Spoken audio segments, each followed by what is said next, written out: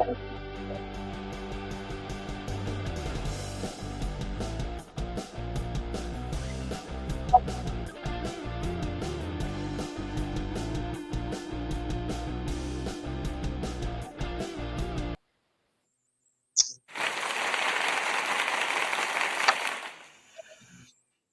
back. Welcome back. This is T Will. We're back with another episode.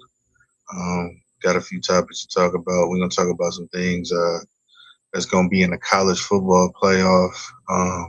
We also gonna talk about the NFL playoff picture and some other news in the NFL and also a little bit of stuff from college. But let's get into it. First topic we got is playoff first round. We got Alabama versus Oklahoma. Oklahoma is hosting, so that will be in Norman. Um, there's a few things that is interesting about this game because a lot of people was complaining about Alabama getting in and how they lost to Georgia, but they did have injuries. They, did beat Georgia in Georgia in the regular season. So when you look at that, you got to say the head to head has to matter. If I go to your crib and beat you in your crib, that has to matter. And I think maybe they was off that day or whatever, but definitely believe they deserve to be in the playoff for sure. Um, and then Oklahoma, on the other hand, obviously they earned their way in, and they didn't have to play an extra game. They got that week of rest, and they probably had some injuries and stuff that they was able to take care of and heal some guys up. So it's going to be a really interesting matchup. I watched the first matchup in Tuscaloosa when Oklahoma won that game, and to me, um, you can go either way with this game, depending on how Simpson handles the crowd noise, being on the road, being in a tough environment. Oklahoma fans going to be loud and ruckus. There's going to be a ruckus environment. And to me, the keys of victory is very simple, and it's at the quarterback position. Uh, Depending on how Mateer plays in this game, will be the final, straw, as in with, if Oklahoma is going to win this game, because you got to think before he got injured, he was like a Heisman Trophy candidate. After he got injured, he never played the same game. Now he still has the running ability and everything like that, but as far as him getting the ball downfield, throwing the ball, he wasn't the same as he was before he was injured. I don't know how much that's actually affecting him in his gameplay. If he's, actually all, healed all the way, or if he came back too soon and he's playing through some pain and he doesn't feel comfortable as he did when he was healthy. Uh, then you got to look at how is Simpson going to respond after the championship performance in the SEC championship game, because being young, going through some adversity on a big stage in the SEC championship game, the offense was struggling. They had some guys out. I'm willing to see. I can't wait to see how this game actually unfolds. Um, and it's probably going to end up being who can run the ball better, because both defenses are solid. Um, and I know Oklahoma's going to bring a lot of pressure, try to put Simpson under pressure, not give him a lot of time to get comfortable back there in that pocket. But you want to see, a young guy, how is he going to be able to respond to adversity? Everybody already doubted you because y'all lost an SEC championship game, and they're not really looking at your whole season body of work. They're looking at what you did the last game you played. So it's going to be very interesting. This, to me, is really a toss-up. If Alabama gets their offense rolling, like rolling, they can win. But also, Coach Venables, he got a lot to prove. So far, he had been up to this point, been not, showing great promise. But this year, getting to the playoff probably shuts up a lot of haters that was saying, if he didn't perform well this year, he might be out of Oklahoma. But I think it's very impressive what he's done this year. And This is gonna be a really good game, and if Simpson is able to keep his composure and handle the crowd noise, and because they be getting loud out there in Norman, so it's gonna be very very exciting to watch this game. But I don't really know who to pick in this game because this is a tough one. Now, this is a kind of game that's a playoff game. When you want a playoff game, it's a game where you don't know who's going to win. This is the kind of game that you want, right? So everybody gonna be tuned in. I'm not even gonna hold you. If I had to be forced to make a pick, I'm gonna pick Alabama in this one. And I know it's difficult, but yeah, I'm gonna have to roll it. I'm gonna have to roll with Alabama.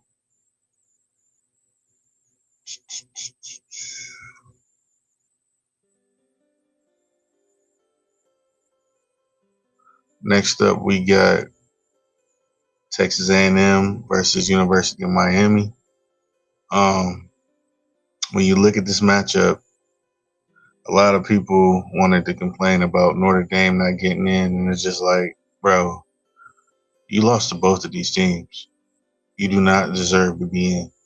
You don't. One beat you at the crib, you went to the other one's crib and you lost there. So at this point, you got to think, you know, hey, man, you guys had your chance, one-on-one matchup, head-to-head, and you lost. And the only really other win you got to, really speak on is USC, and USC's they're not in the playoff.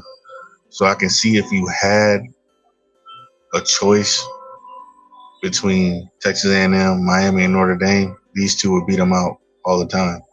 And my advice to Notre Dame is, hey, join the Big Ten or join the SEC. If you want to get in the playoff, you're going to have to stop skating your way into the playoff. And now that y'all signed this contract that if y'all in the top 12, y'all are guaranteed a berth in the college football playoff. But here's the kicker.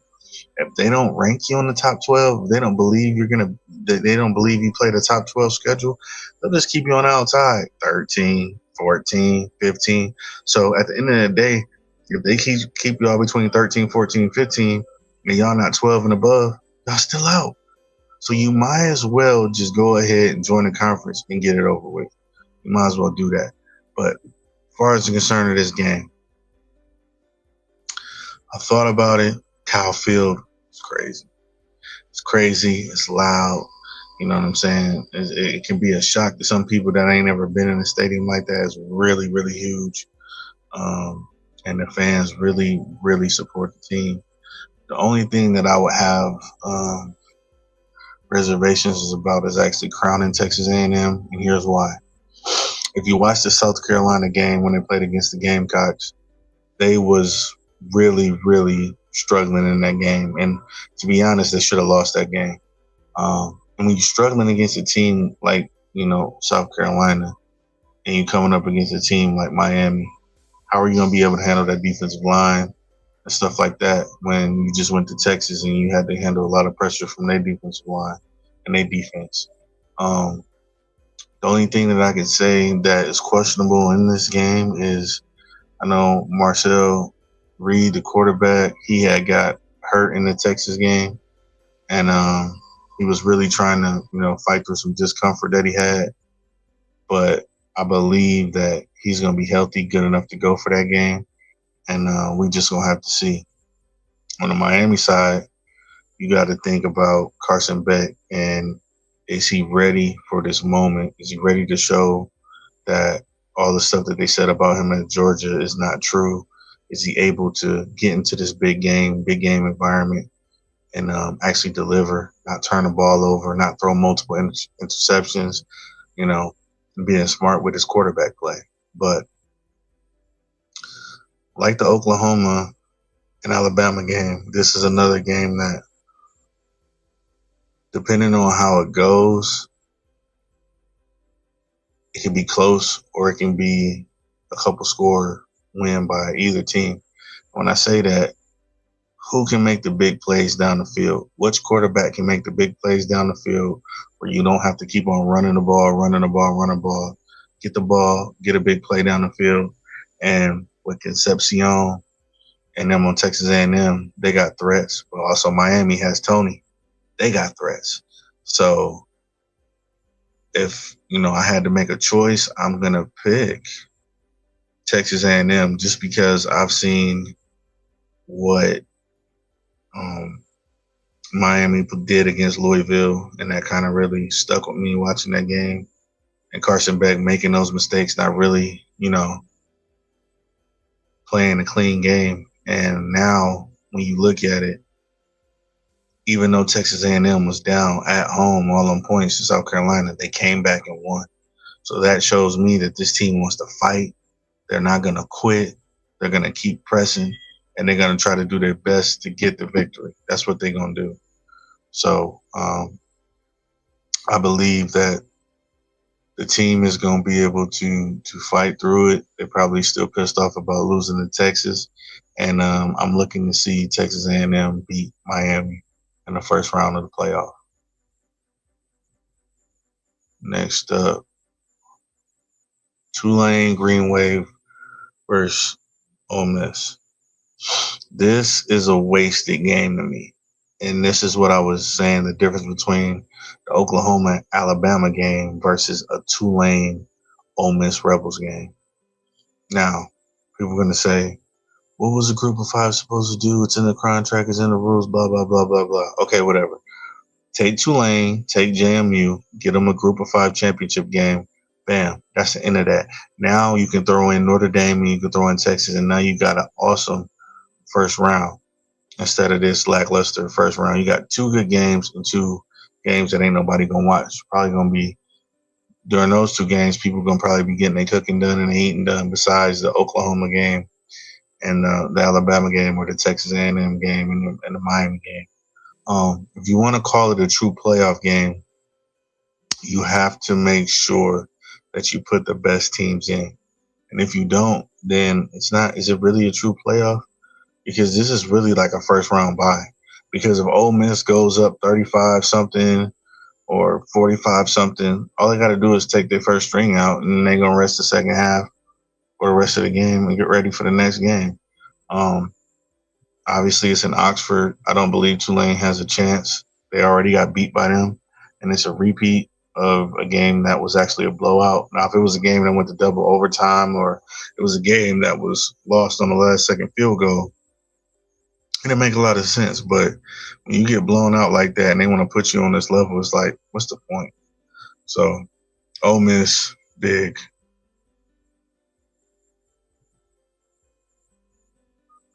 What we got next? All right, we got Oregon versus JMU. Oregon versus JMU. This is another one, man. It's just like, this is a no-brainer. Duh. They're in Autzen Stadium. This is a group of five team, and like, what is the point? What is the point? This is a wasted playoff game. And then if you get, and here's the thing that I want to point out about this Tulane and Ole Miss and this Oregon JMU. Playing this game against a group of five team, and let's just say one of your top players gets hurt in this game, like, or even if you got some banged up guys, do you sit them out? Because you know that Oregon is going to beat JMU. You know this. You know this.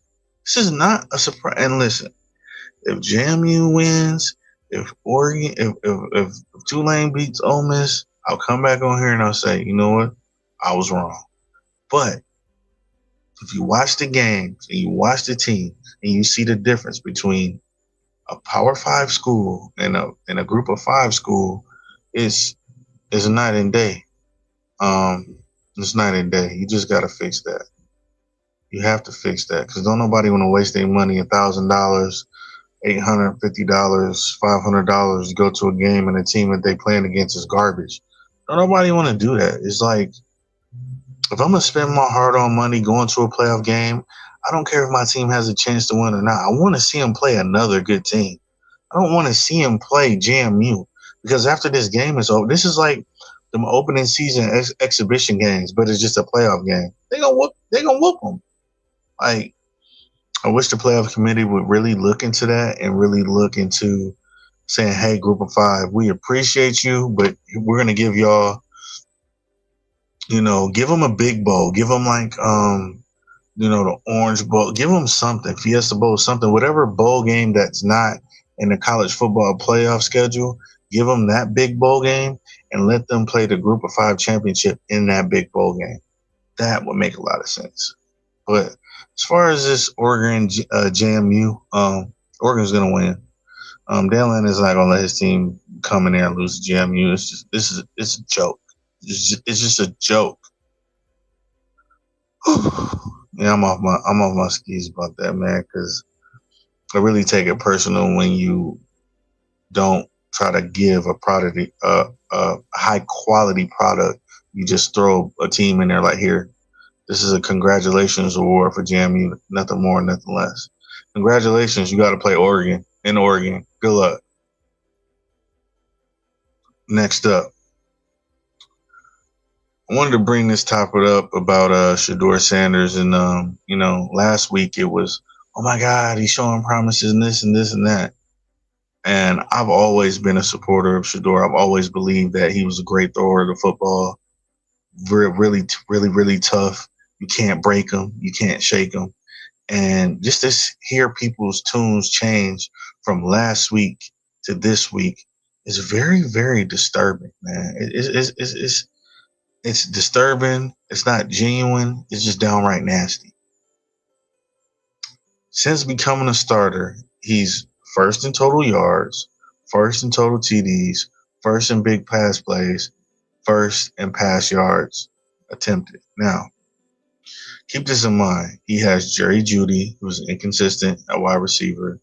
He had David Njoku, but he was hurt this game against the Bears. He had Harold Fannin, but they was doubling him up, trying to close him off, and he had Isaiah Bond. That's pretty much it. And if you compare them to, let's say, J.J. McCarthy, he got Addison and Jefferson. That's not the same. Caleb Williams has Luther Burden, okay, Odunze.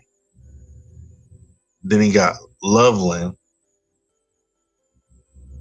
Okay. Then he got Cole Kmet.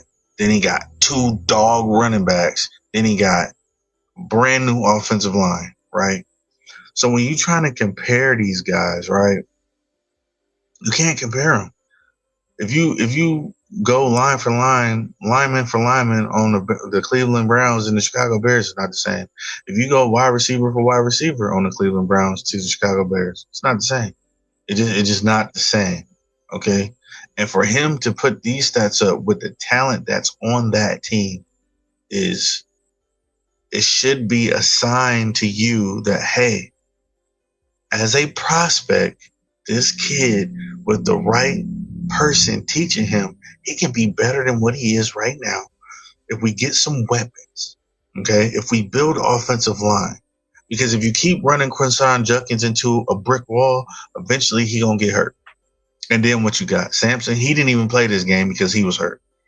And they want to keep on talking about the quarterback. And I was thinking about this, and I said, you know what, Shedeur, I'm wishing the best for you. But if they get rid of you, that's on them, man. That's on them. That's on them. We ain't gonna continue to fight this narrative and do this and do that. It's always a question every week: should we draft a quarterback or not? Now, unless you're on drugs, if you want to draft Fernando Mendoza and get rid of Shedeur, then that's on you. But when you make that decision, you're going to have to live with it, man. You're going to have to live with that decision, because there's somebody somewhere that watched this kid out there on the field and they thinking, you know what? If I can get my hands on him, I can make him right. I can make him right. And all that stuff is saying about he ain't mobile, he can't run, he can't do this.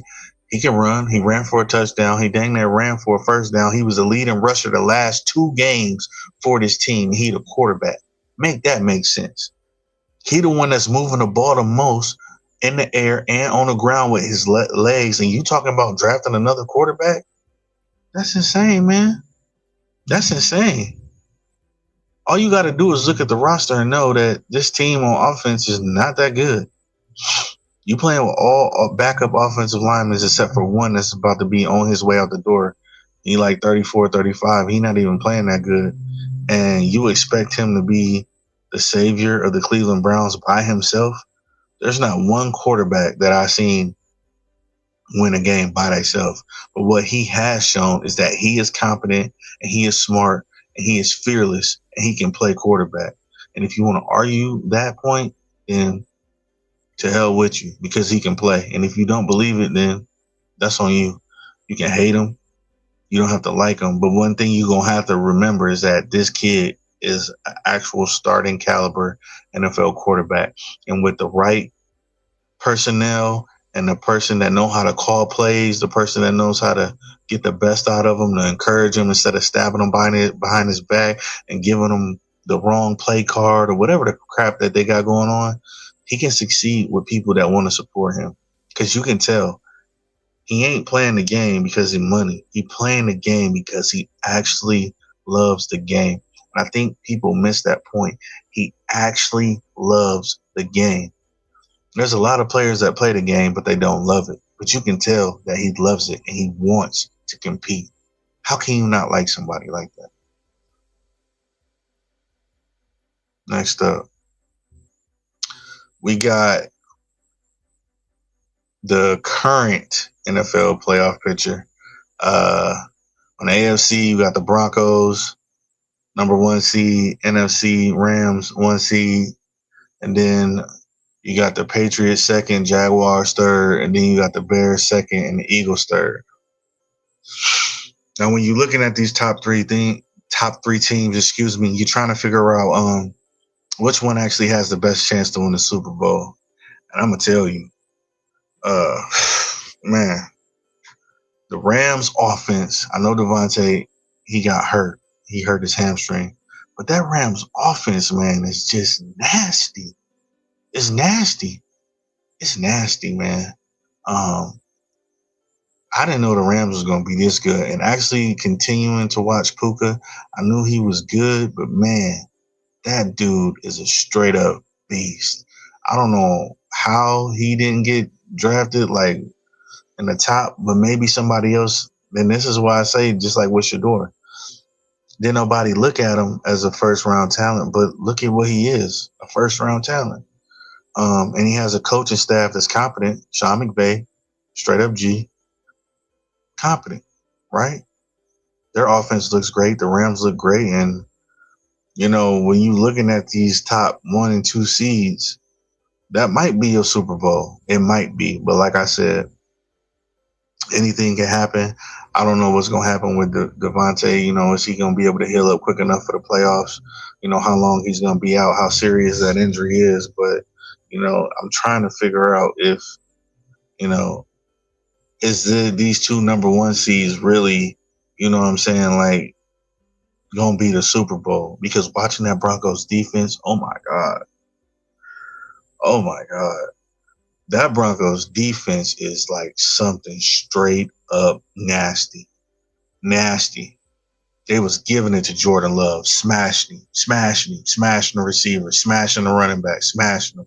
And, you know, Green Bay had a couple, you know, good runs or whatever, but for the most part, man, the Denver defense can win a Super Bowl by themselves.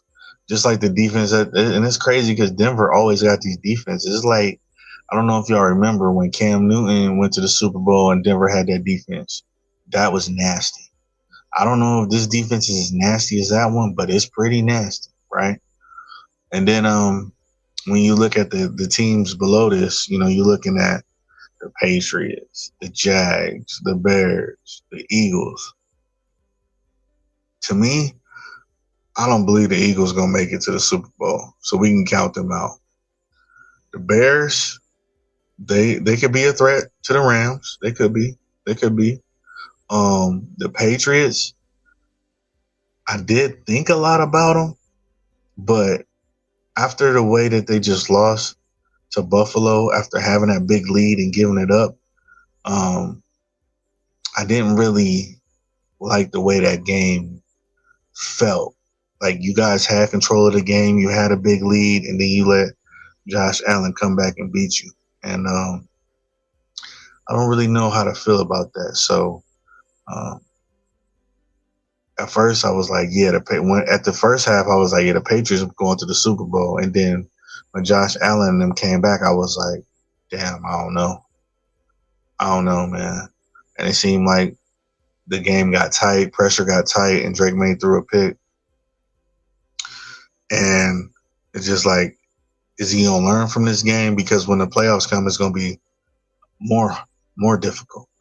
So we gonna have to see, man. We gonna have to see.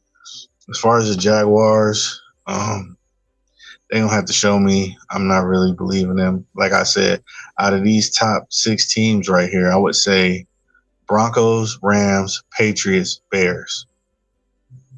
Between them 4 teams could be your AFC, NFC championship game in the Super Bowl. It could be. It could be. Now, Jacksonville could be surprising. They're playing great football right now, but just to me, Trevor Lawrence is still at the prove it stage. And I'm going to have to see if Jacksonville really about that action. Next up, these are the 4 through 7 seeds. And when you look at these, you're like, yeah, the Steelers play good, but sometimes they struggle on offense. Yeah, the Chargers play good, but sometimes they struggle on offense. Yeah, the Bills play good, but sometimes they give up big leads and they're trying to come back in the game. I don't really know about these teams right now. One of these teams could be, a party pooper and upset some of the top seeds, but I don't really know. And then with the Texans, are they really a 7 seed, or did CJ Stroud get hurt and that affected their record and they're really like maybe a 3 to 4 seed? That's another thing that you got to factor into as well. I think if I had to go 4, 5, 6, 7, I would put Texans 4. Even though I know this is, not how it goes because of the record, I would put Texans 4, Bills 5, Steelers 6, Chargers 7. That's what I think the real numbers really are, even though their records don't say that.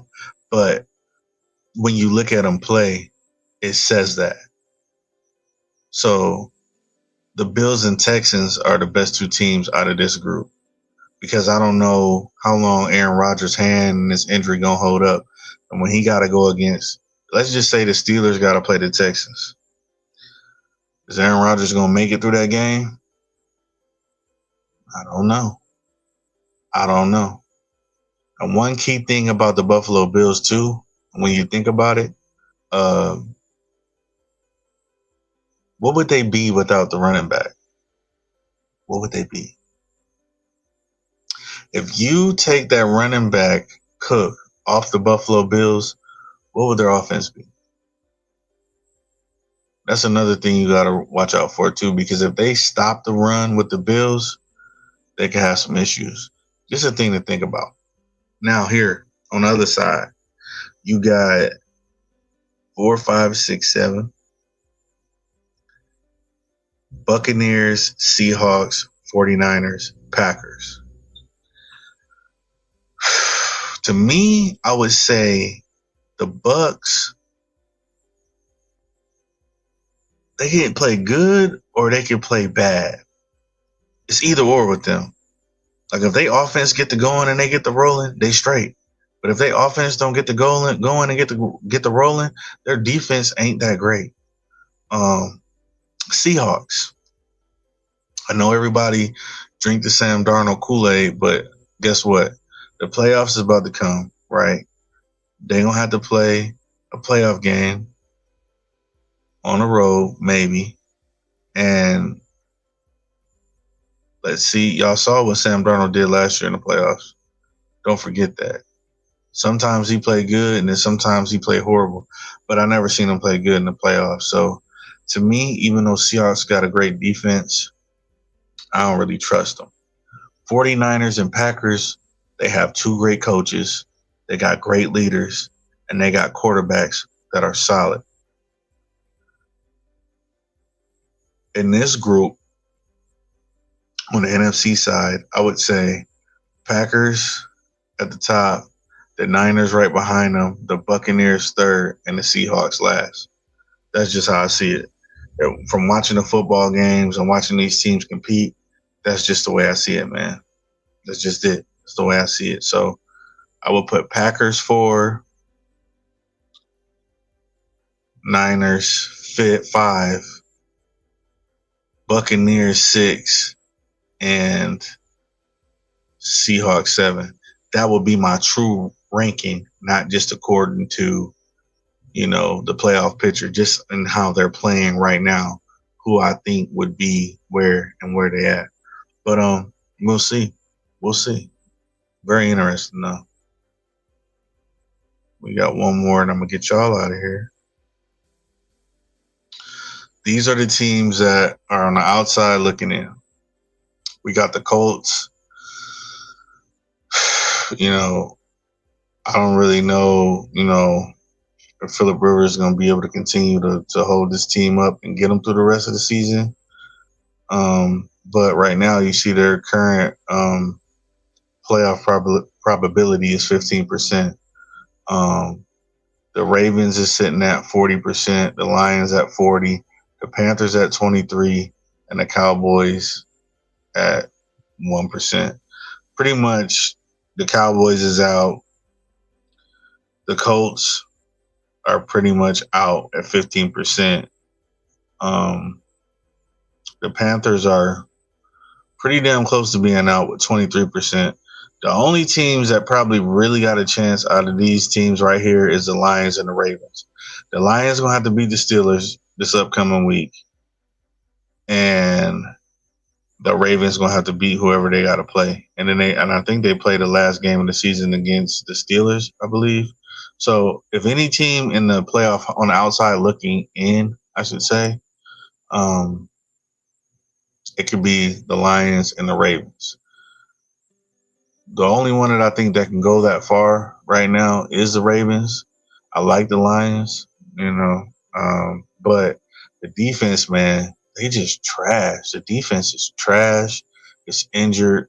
And we have too many inconsistencies on offense when they, this week they had a great performance against the Rams, but they lost because the defense couldn't stop the Rams. And the Ravens, they could be dangerous, but, they could be inconsistent. So they could be a threat if they get into the playoffs, but that's yet to be determined. So a lot to think about there. Hope y'all enjoyed the show. I'm probably going to see. I might come on Sunday or Saturday. I don't know. One or the other. And give y'all a new show. Even though I know I only got like a few followers, whatever, but I'm going to keep doing this, keep practicing, doing my thing, whatever. But if you like the video, like it, subscribe, and share. And I'll get back to y'all when I can. If I get back to y'all on Saturday, it'll be then or Sunday. Either or, we'll see. But y'all have a great weekend. Be safe out there, and God bless.